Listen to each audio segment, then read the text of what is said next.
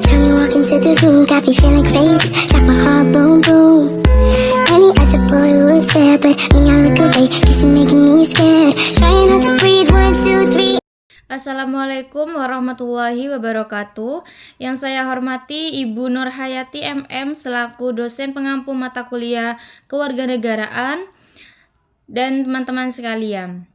Saya di sini sebagai moderator dari kelompok 11 yang beranggotakan saya sendiri Umi Elvia Walidasana, rekan saya Dewi Yusrolana dan Winda Ainun Nabila.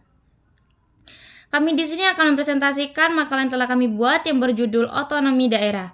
Mari kita simak penjelasan berikut ini. Penjelasan pertama akan disampaikan oleh Dewi Yusrolana. Kepada yang bertugas dipersilahkan. Baik, saya akan menjelaskan apa itu otonomi daerah. Otonomi daerah adalah respon pemerintah untuk pengelolaan pemerintahan yang lebih efisien dan responsif, di mana daerah memperoleh kewenangan berdasarkan Undang-Undang Nomor 22 Tahun 1999. Ini adalah proses desentralisasi dari pemerintah pusat ke daerah untuk meningkatkan pelayanan publik, efisiensi, dan kesejahteraan masyarakat. Prinsipnya meliputi demokratisasi, partisipasi masyarakat, dan penghargaan terhadap keberagaman. Otonomi daerah juga mendorong pemberdayaan lokal dan memperkuat peran DPRD dalam pengawasan dan keseimbangan keuangan yang memadai. Baik, terima kasih. Penjelasan kedua akan dibahas oleh Winda Ainun Nabila. Kepada yang bertugas dipersilahkan. Baik, di sini saya akan menjelaskan tentang prinsip-prinsip otonomi daerah. Prinsip-prinsip otonomi daerah yaitu ada 7. Yang pertama, mengutamakan demokrasi, keadilan, pemerataan, dan keberagaman lokal. Yang kedua, memberikan kewenangan luas dan tanggung jawab pada daerah. Yang ketiga, kabupaten atau kota memiliki kewenangan lebih besar, provinsi fokus pada koordinasi. Yang keempat, pelaksanaan sesuai konstitusi dan hukum yang berlaku. Yang kelima, meningkatkan kemandirian daerah dan pengaturan kawasan khusus. Yang keenam, memperkuat peran legislatif daerah dalam legislasi, pengawasan, dan penganggaran. Yang ketujuh, gubernur sebagai perwakilan pemerintah pusat di provinsi. Baik, terima kasih. Penjelasan ketiga akan disampaikan oleh Dewi Yusrolana. Kepada yang bertugas dipersilahkan. Baik, materi yang selanjutnya adalah dasar hukum otonomi daerah. Dasar hukum otonomi daerah berasal dari Undang-Undang 1945, Pasal 18, 18A dan 18B yang mengatur pemerintahan daerah.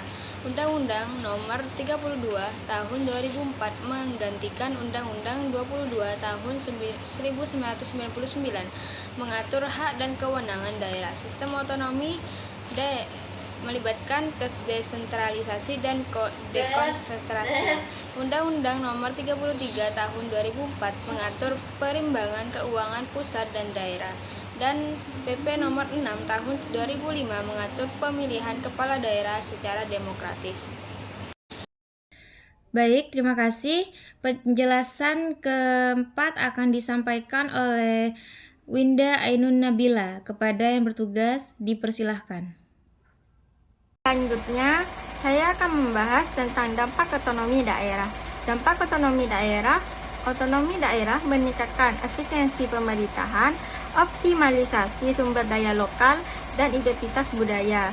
Namun, dapat memicu etnosentrisme, kesenjangan antar daerah, penyalahgunaan kewenangan, kurangnya pengawasan, dan koordinasi antar daerah. Kendala otonomi daerah yaitu faktor penghambat otonomi daerah ada 6. Yang pertama, komitmen politik pusat. Yang kedua, ketergantungan daerah pada pusat. Yang ketiga, ketimpangan sumber daya manusia dan ekonomi. Yang keempat, keterbatasan sumber daya alam. Yang kelima, benturan kepentingan antar pihak. Yang keenam, perubahan perilaku elit lokal. Baik, terima kasih. Penjelasan kelima akan disampaikan oleh Dewi Yusrolana. Kepada yang bertugas dipersilahkan. Baik, tujuan dan manfaat otonomi daerah. Untuk meningkatkan pelayanan publik, kesejahteraan masyarakat, dan daya saing daerah itu mengurangi beban pemerintah pusat, memberi ruang pada pemerintah daerah untuk menangani isu lokal dan mendorong pemberdayaan serta pemberatan pembangunan. Manfaatnya termasuk menghindari pemusatan kekuasaan, menyesuaikan kebijakan dengan kepentingan lokal, meningkatkan efisiensi pemerintah pusat, dan menurunkan biaya barang dan jasa daerah. Baik, terima kasih. Penjelasan ke-6 akan dijelaskan oleh Winda Ainun Nabila. Kepada yang bertugas dipersilahkan. Pelaksanaan otonomi daerah di Indonesia. Pelaksanaan otonomi daerah sejak 2001 menguatkan peran DPRD, namun juga meningkatkan korupsi dan arogansi. Partisipasi publik dalam pengambilan keputusan masih terbatas pada elit lokal seperti terlihat di Deli Serdang. Meski demikian, otonomi daerah mendorong partisipasi masyarakat, munculnya lembaga sosial, dan perhatian pada kelompok minoritas. Dampak positifnya adalah peningkatan identitas lokal, efisiensi pengelolaan, dan percepatan pembangunan daerah. Baik, terima kasih. Penjelasan ke-7 akan disampaikan oleh Dewi Yusralana. Kepada yang bertugas dipersilahkan. Baik, selanjutnya adalah kendala otonomi daerah.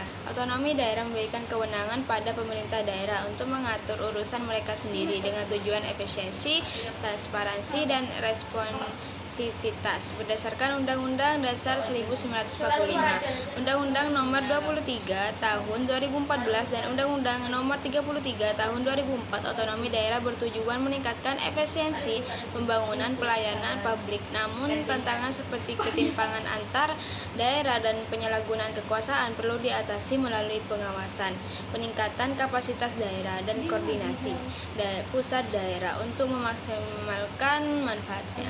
Sekian dari saya, terima kasih. Baik, kesimpulannya, otonomi daerah merupakan konsep desentralisasi yang memberikan kewenangan kepada pemerintah daerah untuk mengatur dan mengurus urusan pemerintahan mereka sendiri sesuai dengan kondisi dan potensi lokal.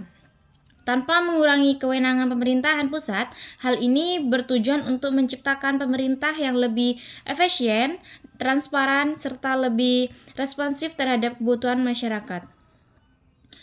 Baik, itu saja yang dapat kami sampaikan. Kurang lebihnya kami mohon maaf. Assalamualaikum warahmatullahi wabarakatuh.